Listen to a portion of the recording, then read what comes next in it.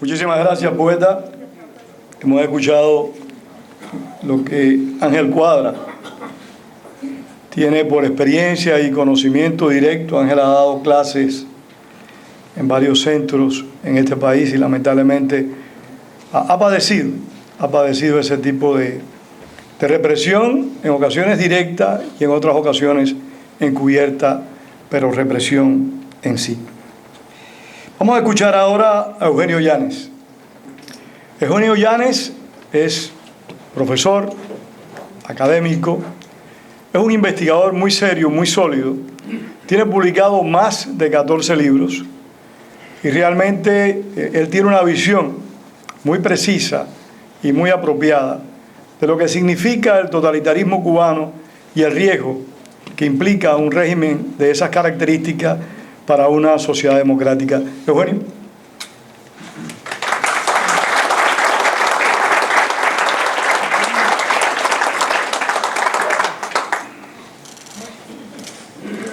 Buenas noches a todos. Gracias en primer lugar al Instituto y a Pedro Corso en particular por esta invitación y esta oportunidad para presentar estos criterios. Voy a referirme específicamente a cómo que se organiza y cómo que funciona el aparato de inteligencia cubano en sentido general. No voy a detalles aquí en tal lugar o en otro lugar o allá, sino en general cómo que funciona. De entrada, le estoy llamando a esto espionaje cubano contra Estados Unidos y no en Estados Unidos, porque el hecho de que sea contra Estados Unidos no significa que tenga que ejercerse dentro de los Estados Unidos solamente.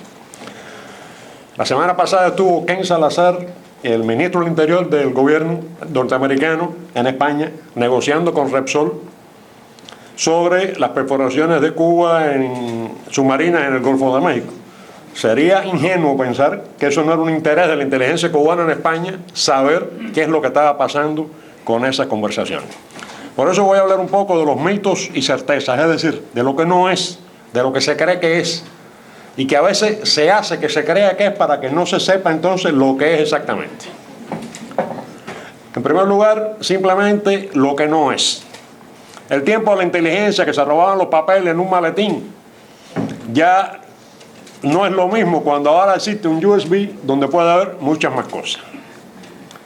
No es tampoco James Bond, que sabe manejar un submarino, manejar un helicóptero, defensa personal, además roba papeles, habla varios idiomas y pasea por las ciudades europeas y africanas y del Caribe y no le hace falta ni un GPS, ni un mapa, ni preguntarle a nadie una dirección. No es tampoco la tosquedad de poner un petardo, una explosión a una caja fuerte para robarse los documentos. Eso tal vez en tiempo de la Segunda Guerra Mundial o de la Guerra Fría que era posible, ya eso no es así. No es tampoco andar con el dinero en la mano comprando documentos, porque de esa manera el agente dura muy poco. Fíjense que digo agente y no espía, porque espía es una palabra fea. Y vamos a hablar de cómo el sistema busca a sus agentes un poquito más adelante. No es tampoco que todo el mundo sea agente, no podemos entrar en esa paranoia. Ellos quisieran que todo el mundo fuera agente, pero es imposible que todo el mundo sea agente. Por lo tanto, esto es una actividad muy selectiva. No es tampoco aventuras de estas, los helicópteros persiguiendo a la gente, tirándole cohetes y todo eso, porque eso de entrada es un fracaso. Aunque él salga de ahí vivo con los documentos, porque el verdadero trabajo de espionaje consiste en obtener la información sin que el enemigo sepa que se ha obtenido la información. Cuando se sabe que ya lo obtuvo, ya es un fracaso como trabajo de inteligencia. Y ahora que estamos en Miami, señores, los agentes cubanos aquí no van al Versalles a escuchar lo que se habla para informar a Cuba. Ni se ponen guayabera siempre, ni van al Parque del Dominó para la misma función, ni viven en Hialeah. No se pierdan en el letrero de Hialeah High School, dice English, gratis. Miren cómo está puesto English, con I en vez de con E. Eso es colateral, no tiene nada que ver con esto. Vamos entonces, sabiendo lo que no es, a hablar un poco de qué son y cómo que funcionan los servicios de inteligencia del régimen. En primer lugar, ese edificio que tienen ahí es el famoso edificio de línea IA. Acá a mano izquierda en la foto estaría el Cine Trianón y enfrente la Casa Potín, para los que tengan nostalgias del tiempo. 4 misiones fundamentales para los servicios de inteligencia, obtener información sobre las actividades enemigas en curso o potenciales, que ellos son los que definen quién es el enemigo. Segundo, desinformar al enemigo. Tercero, influir en el estado de opinión sobre Cuba en el extranjero. Y cuarto, operaciones especiales en el exterior. Hablando con claridad, esas misiones pueden ser para cualquier servicio de inteligencia en el mundo. Aquí la diferencia es por qué se define Estados Unidos como el enemigo. Porque con un ámbito regional como debe tener Cuba, de acuerdo a su tamaño, el Caribe, Centroamérica, Norteamérica un poco, sería el foco de atención, no África, ni Asia, ni Europa. Ahora, las áreas targets, o sea, donde se concentran las actividades, en primer lugar, y desde siempre, Estados Unidos. Las potencias occidentales, ya no tanto, porque ya al no existir el campo socialista, no existir el enfrentamiento del Pacto de Varsovia con la OTAN, no tanto, pero hay lugares como España, como Francia, como Suecia, que son de interés por la concentración de cubanos o por las políticas que se llevan a cabo. América Latina y África, en este momento África mucho menos. África en los 70 y los 80 sí era muy importante. Ya en este momento no es tan importante como América Latina, donde se está discutiendo, digamos, desde el punto de vista de la inteligencia, el futuro del régimen. El exilio lo divide en dos partes. El exilio de Miami y de los Estados Unidos en general, que indudablemente es el más grande, el más fuerte, el más sólido. Pero también el exilio en otros países del mundo como son México, España y otros lugares donde hay concentraciones de cubanos. Y los objetivos que persigue la búsqueda de información y la actividad de inteligencia. Los gobiernos extranjeros, las Fuerzas Armadas, los servicios de inteligencia extranjeros. No estoy viendo bien tan lejos lo que me han hecho aquí. Organizaciones políticas, me refiero tanto a los partidos políticos como a las organizaciones del exilio, por ejemplo. Me está matando Wenceslao. Las universidades, los centros de investigación científica, la prensa, de eso se va a hablar aquí, yo no voy a hablar mucho de eso. Empresas y negocios que tienen o que pueden tener actividades favorables a Cuba, al gobierno cubano, organizaciones no gubernamentales, personalidades que pueden ser políticas, artísticas, deportivas e instituciones religiosas. Esos son los centros de atención. Ahora, no se puede estar en todas partes a la vez. Eso es para Dios nada más. Entonces hay que ser muy selectivo aquí en lo que se busca. ¿Cuáles son los fundamentos con que se trabaja? Lo voy a mencionar muy rápido. Cualquier persona es reclutable. Eso de que fulano no, por la historia que tiene, por la trayectoria, no. El principio es que cualquiera puede ser reclutado, de una manera o de otra. Si lo saben tres, ya no es secreto. Porque esto es una cosa muy vertical y lo sabe uno y el otro que tiene que ver con él. Si lo sabe un tercero, ya no es secreto. Ninguna información es demasiada. O sea, siempre la información sobre el tema es importante. No depender de una sola fuente. O sea, no basarse en un solo agente. Varios agentes que den información, técnica operativa para obtener información, todo este tipo de cosas. Verificar siempre la información. El hecho de que llegue no quiere decir que se va a creer en ella. Hay que verificarla. Objetivos detallados. Esto no es métete en el comando sur y averigua todo lo que pueda. Esto es, hace falta saber el movimiento de los barcos en tal quincena del mes de julio, teniendo en cuenta esto y esto. Análisis continuo. O sea, toda la información que va llegando se va mezclando con la anterior para desarrollar el análisis. No existen casualidades. Como se dice en el régimen, eso queda para los enamorados. En este tipo de trabajo no hay casualidades. Chequeo y contrachequeo. ¿Por qué? Porque la gente que es agente puede ser también reclutado por la contrainteligencia. Y entonces hay que estarlo chequeando constantemente. Y además para saber si está o no bajo observación también o chequeo de la contrainteligencia. Nada es definitivo. O sea, una situación que hoy puede parecer fallida, con más información puede cambiar. Y al revés, que puede parecer exitosa, con un poco más de información cambia por completo. Y siempre hay otra vía. O sea, hay que seguir buscando continuamente la información que hace falta. Muy rápidamente, los métodos. Una cosa que no, en ocasión no se le da importancia, la información pública. La información pública constituye el 90% de la información que maneja la inteligencia. El otro 10% es la información de inteligencia. Pero esa información de inteligencia es válida o valiosa en la medida que se combina con ese 90% de información pública. De la misma manera que el 90% de información pública no sirve para inteligencia si no tiene ese 10%. ¿Cómo se obtiene? Reclutamiento, o sea, reclutar a gente, penetración, cuando ya tiene una gente y se logra colocar en un lugar, robo de información, no es salir corriendo con los papeles bajo el brazo, una vez más, puede ser una fotocopia, puede ser una copia electrónica, compra, es decir, en algunos momentos hay que comprar y lamentablemente hay gente que por un puñado de dólares, como dice Clint Eastwood, es capaz de cualquier cosa. Información que se busca de persona a persona, siempre en contactos personales o con técnica operativa. Me refiero a micrófonos ocultos, cámaras ocultas, chequeo de correspondencia, toda una serie de cosas. Los recursos con que cuenta la inteligencia, agentura, o sea, los agentes, que son el aspecto más importante del trabajo de inteligencia. Los colaboradores, después voy a hablar un poquito de esto.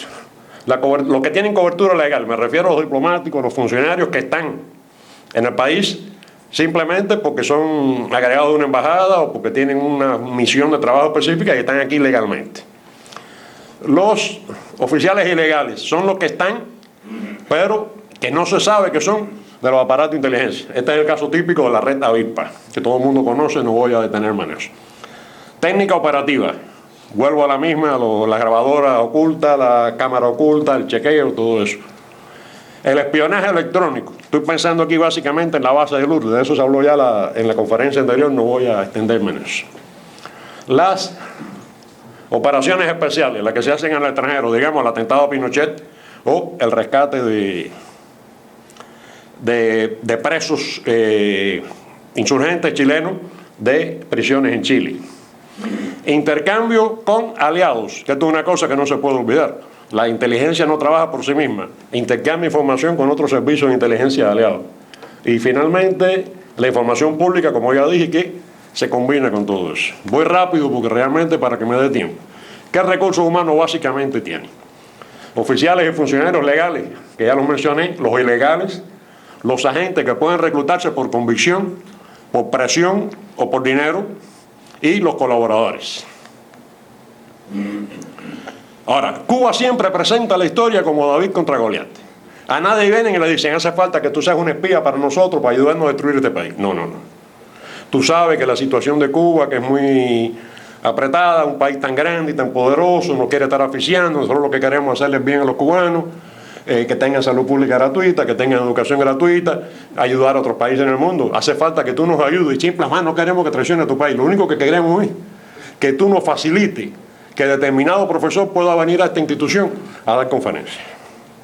Y no estoy diciendo que esa persona es un agente, ni mucho menos. La presentación siempre va a ser esa.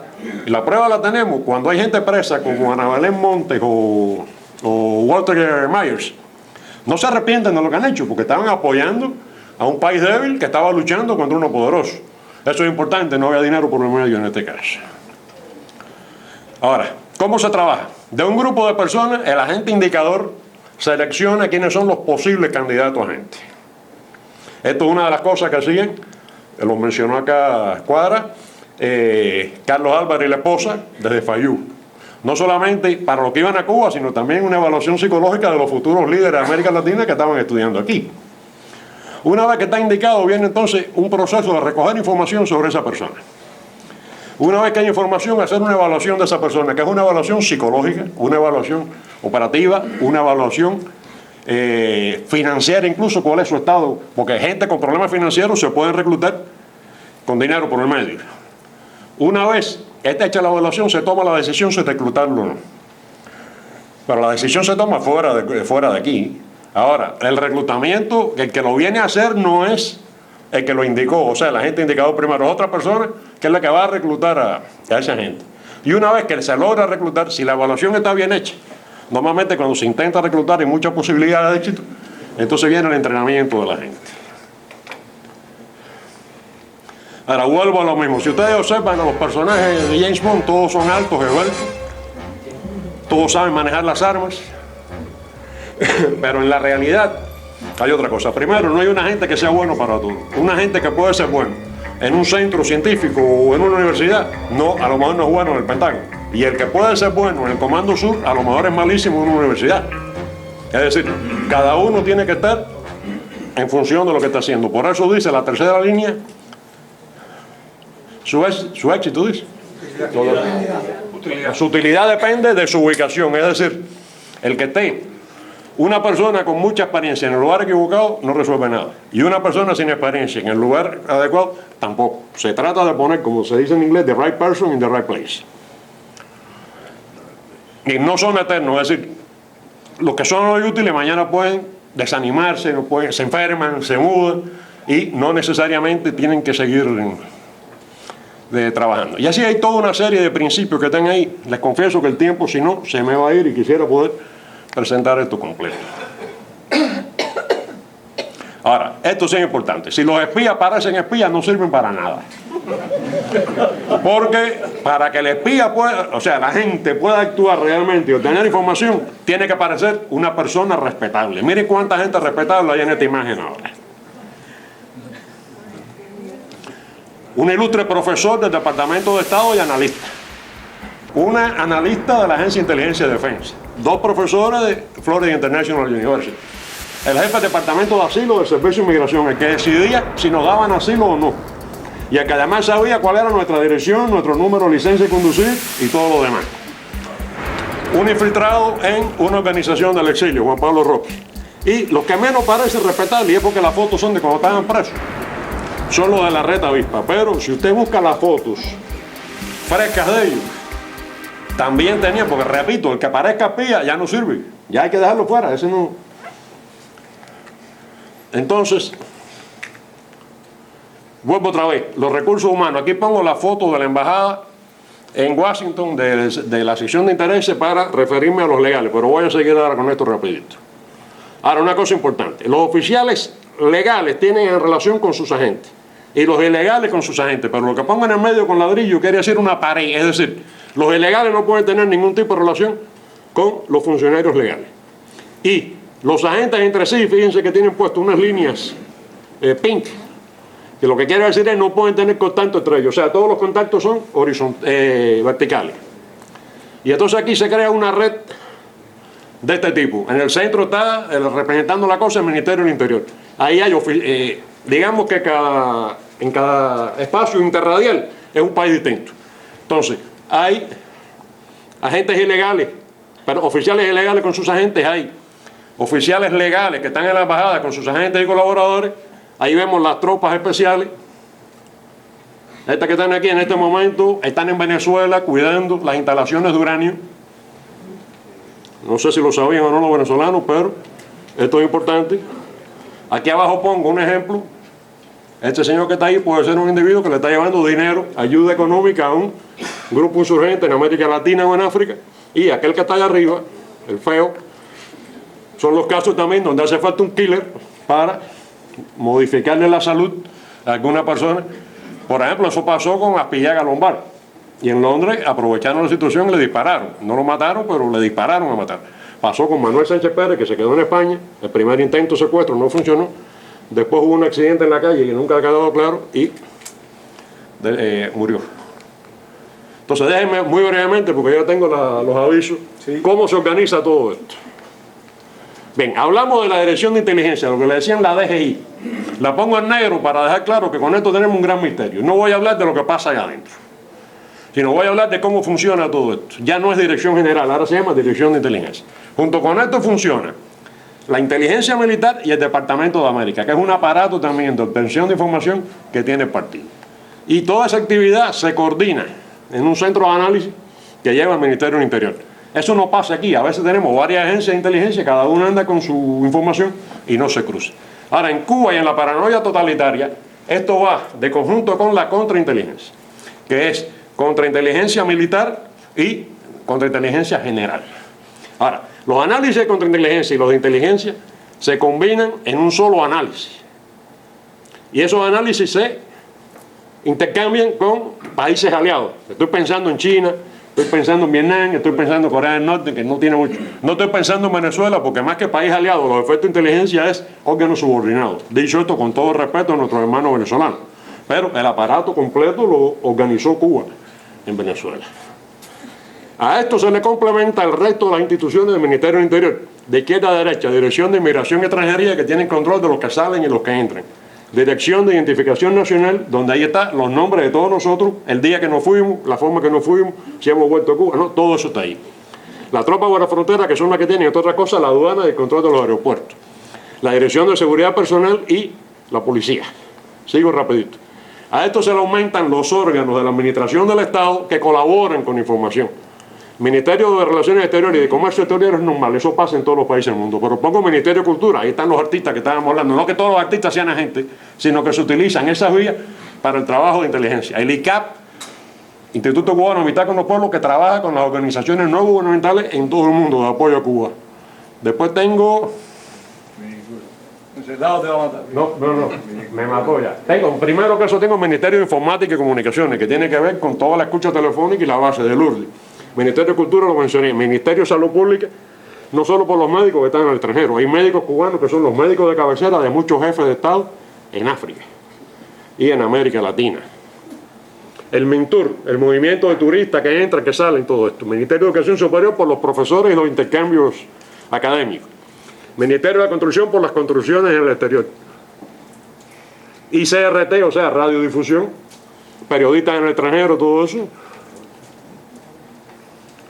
INDER, los deportistas en el extranjero, los peloteros todos no son agentes. Estoy diciendo que se utilizan esas cosas. El Instituto Aeronáutico Civil de Cuba, los aviones, los vuelos a todos los países. Y finalmente Prensa Latina, con toda su corresponsabilidad en todas partes del mundo. A esto se le añade el partido, la juventud, los comités de defensa, la federación estudiantil, la federación de mujeres, la federación estudiantil, los pioneros, no por los niños, pero los que dirigen a los pioneros, y los campesinos. Y toda esa información que se recoge sube hasta la jefatura. La jefatura se analiza, se toman las decisiones y entonces baja en dos direcciones. Bajando por la izquierda, ese póster que fabriqué ahí, arriba están los 10 espías de la Red Avispa, pero eso se ha convertido en the Cuban Five. 5 angelitos buenos con fondo blanco que son antiterroristas y que los malos aquí queremos que estén presos. Esa es la campaña de propaganda, porque el partido no solamente participa en la recogida de información, sino también en el diseño de la teoría de propaganda. Y a la derecha toda la actividad operativa que baja por la red que ya mencionamos. Hoy tenemos desde el que puede salir a una misión de castigo a alguien, los agentes, los colaboradores, la selección de agentes y actividades culturales que realiza Cuba, todo eso. Simplemente para terminar, ¿esto puede funcionar realmente? Señores, no vamos a equivocarnos. Ahí estaban a la vez Walter Myers, Ana Belén, los Álvarez, Fajet, la Red Avispa y Venezuela, que no incluye ahí porque se ha llevado durante todo ese tiempo mucha actividad en Venezuela. Y arriba de eso todos los agentes, colaboradores, que no sabemos quiénes son nosotros. Esperamos que el FBI sepa bastante bien eso. Entonces, ¿estamos indefensos realmente nosotros con esta situación? No, ni hay que ponerse así tampoco. ¿Por qué? Porque afortunadamente este país es poderoso, no porque tiene mucho dinero, sino porque es muy libre. Y al ser libre y poderoso, entonces tiene forma de chocar contra todo esto. No hay tiempo de seguir insistiendo en esto. Papel nuestro simplemente en estas cosas. No paranoia, porque no vivimos, pero tampoco candidez de pensar que nadie puede hacerlo. No hablar por hablar, no alardes de cosas que no tenemos por qué estarlas hablando, no caer en estado depresivo ni desesperarse. Para terminar, una cosa muy breve, 10 segundos. Debajo del asiento de alguno de ustedes hay un transmisor como este, así pequeñito, que está mandando la señal de lo que se está hablando aquí a un carro que está parqueado en el parqueo. Miren a ver quién lo tiene. ¿Puede estar aquí o aquí? Aquí también. Aquí también puede estar. Bien, le digo una cosa simplemente. No es cierto, pero no estoy bromeando ni burlándome de ustedes. Simplemente, si lo digo al inicio, hubieran pensado que está hablando este. Después de lo que hablamos, cuando se lo dije, ustedes pensaron que podía ser cierto que estuviera. Así es como tenemos que pensar en esto.